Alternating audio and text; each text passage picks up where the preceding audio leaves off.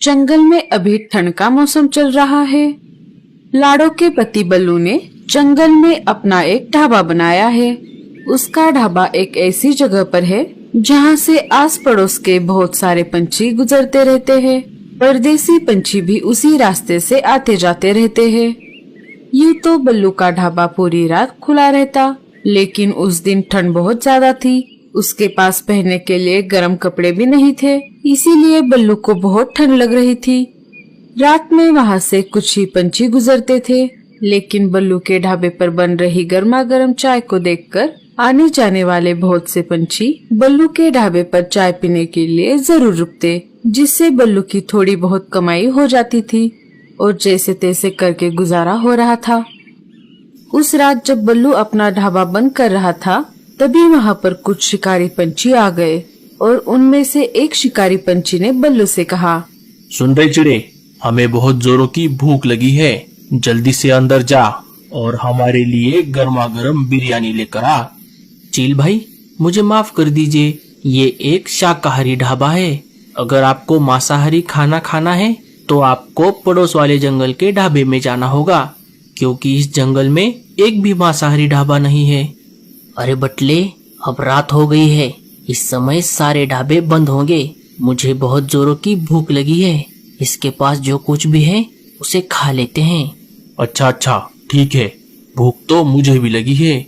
सुन रहे चिड़े, अभी तेरे पास जो कुछ भी गर्मा गर्म तैयार है वो लेकर आ। बल्लू उस वक्त ढाबे पर अकेला था। उसने किचन में जाकर देखा तो आलू के पराठों के सिवाय कुछ भी नहीं था। बल्लू उन पराठों को प्लेट में रखकर बाहर आ जाता है और उन शिकारी पंछियों के सामने रख देता है। ये लीजिए चील भाई। जब उन शिकारी पंछियों ने आलू के पराठे को खाना शुरू कर दिया तो पराठे थोड़े ठंडे थे और उन्होंने बल्लू को फिर आवाज लगाई, अबे ओ, इतनी ठंड में तू हमें ठंडे पराठे खिला रहा है? चील भाई, ये पराठे मैंने अभी अभी बनाए हैं। ठंड थोड़ा ज्यादा पड़ रही है ना, तो पराठे जरा जल्दी ठंडे हो जाते हैं। तू क्या हमें बेवकूफ बना रहा है? ये पराठे तूने पहले ही बना कर रखे होंगे, तभी इतने ठंडे हो गए हैं। इतना बोलकर उस शिकारी पंछी ने आलू का पराठा बल्लू के मुंह पर फेंक दिया। ये आप क्या बोल रहे हो चील भाई? आप शिकारी पंछी हो ना, इसीलिए आपको ये पराठे खाने में पसंद नहीं आ रहे। आपको मांसाहारी खाना चाहिए था, वो आपको यहाँ पर नहीं मिला, इसीलिए आप ऐसा बोल रहे हो। अरे ओ चिड़े के पिल्ले, तू हमसे जबान लड़ा रहा है। एक तो हमें ठंडे पराठे खिला दिए और ऊपर से हमें ही सुना रहा है। और तूने अभी अभी क्या कहा? ठंड की वजह से ये पराठे ठंडे हो गए। देख अब हम क्या करते हैं। आओ साथियों, इसके पराठों को गर्म करते हैं। अरे बटले, अंदर जा और किचन से जलती हुई लकड़ी का टुकड़ा लेकर आ। पहले तो उन तीनों ने मिलकर बल्लू को बहुत मारा और बाद में लकड़ी का टुकड़ा लेकर बल्लू के ढाबे को आग लगा दी। उसमें से एक शिकारी ने बल्लू से कहा, हमने आग जला दी है, अब कर ले अपने पराठे गरम। सभी शिकारी पंछी जोर जोर से हंसने लगे। अपने ढाबे को अपनी आँखों के सामने जलता देख बल्लू उन शिकारी पंछियों के सामने फूट फूट कर रोने लगा। ये आपने क्या कर दिया चील भाई? मैं गरीब चिड़ा हूँ, इस ढाबे के सहारे किसी तरह से अपने परिवार का पेट पाल रहा था। बल्लू के गिड़गिड़ाने का उन पंछियों पर कोई असर नहीं हुआ। बल्लू का ढाबा धू धू कर चल रहा था। अब तेरे पराठे गरम हो गए होंगे, तुझे बहुत ठंड लग रही होगी ना। जाके आग में अपने पंख और पैर सेक ले। शिकारी पंछी वहाँ से चले गए। बेचारा बल्लू रोता बिलखता अपने ढाबे को जलता हुआ देख रहा था। कुछ ही देर में ढाबा पूरी तरह से जलकर खाक हो गया। बल्लू रोता हुआ अपने टूटे फूटे घोंसले में आ गया। वहाँ उसके दो बच्चे टीलू और पिंकी फटे हुए कंबल में सो रहे थे। बल्लू को रोता देख लाडो ने उससे कहा, क्या बात है पिंकी के पापा, आज आप जल्दी आ गए? आज रात ढाबे पर कोई ग्राहक नहीं आए क्या? लाडो की बात सुनकर बल्लू फूट फूट कर रोने लगा और रोते हुए बोला, अब से हमारे ढाबे पर कोई ग्राहक नहीं आएगा लाडो। आप ऐसा क्यों बोल रहे हो? हमारे ढाबे पर ग्राहक क्यों नहीं आएंगे भला? हमारा ढाबा तो रात भर खुला रहता है और वहाँ पर आते जाते हुए पंछियों को गर्मा गर्म खाना और चाय मिलती है। बल्लू ने रोते हुए लाडो को सारी बात बताई। ढाबा पूरी तरह से जल जाने की बात सुनकर लाडो भी रोने लगी।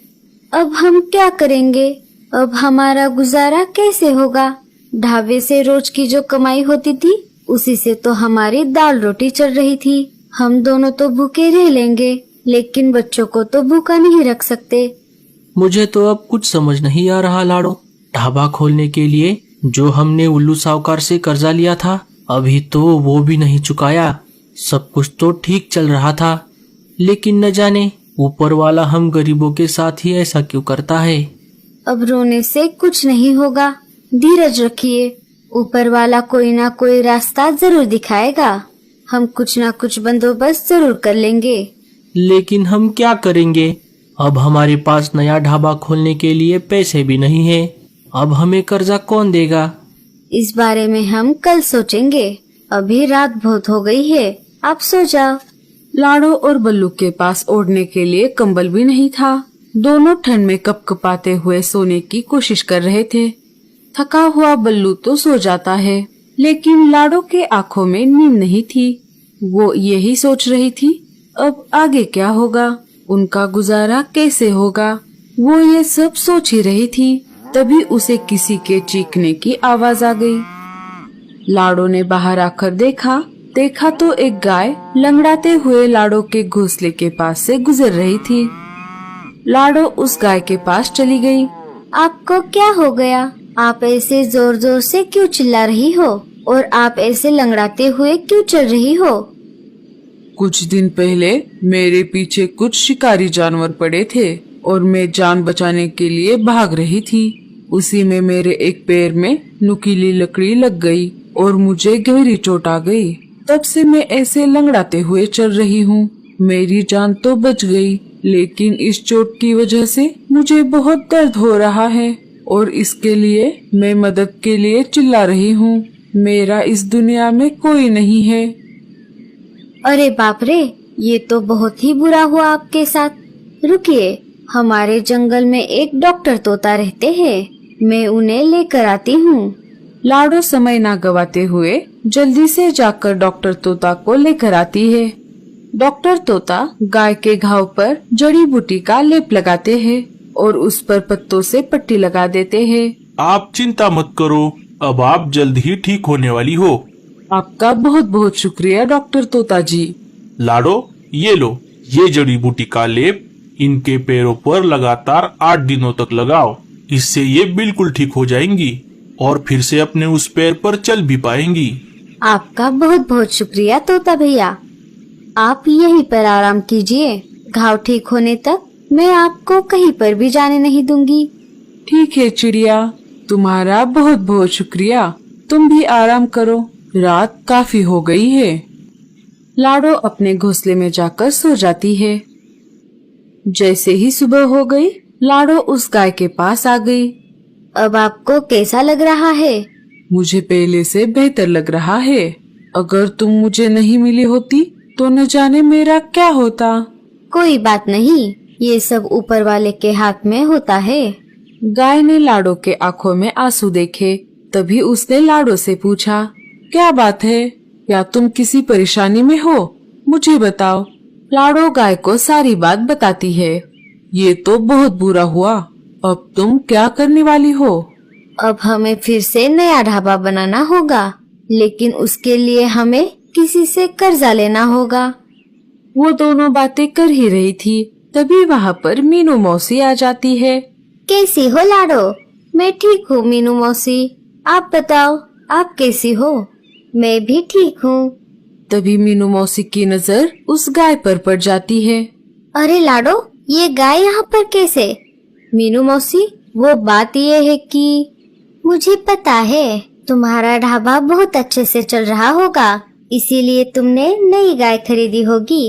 अरे नहीं मीनू मौसी, दरअसल बात कुछ ऐसी है कि लाडो सारी घटी हुई घटना मीनू मौसी को बताती है। अरे बाप रे, ये तो बहुत बुरा हो गया। लाडो, मुझे माफ कर दो, मैंने बिना तुम्हारी बात सुने मेरी बात बोल दी। कभी कभी हम जैसा सोचते हैं सच्चाई